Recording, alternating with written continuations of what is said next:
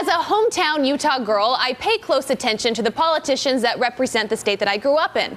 Lately, one in particular has been getting a lot of attention. Senator Mike Lee. Now, Lee swept into office during the Tea Party revolution of 2010. To win his seat, he defeated longtime conservative Senator Bob Bennett. You guessed it, by being even more conservative. Now, the Huntsmans have been in Utah politics for a long time, and none of us considered Bennett a liberal. But Lee's post-election message was still somewhat reassuring, even to Utahns that maybe weren't as conservative as him before officially making the move to Washington. This is what he had to say.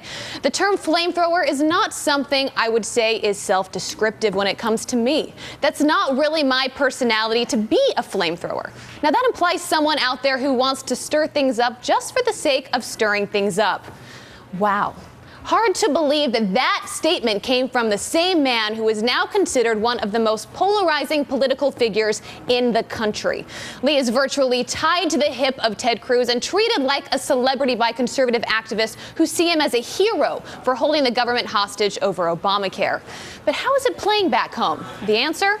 Pretty darn poorly. In fact, the junior senator is now facing serious backlash for his extreme antics. Lee's approval rating has dropped from 50% in June to 40% as of this month. Not only has Lee lost support of the broader public in Utah, he's also quickly falling out of favor with key funders of his 2010 campaign. Scott Anderson, the president of a prominent Utah bank who raised money for Lee, said, quote, "If things are to happen, you can't just stick to your principles. You have to make things work. You've got to be practical." And then there's Utah native Spencer Zwick. Do you remember that name?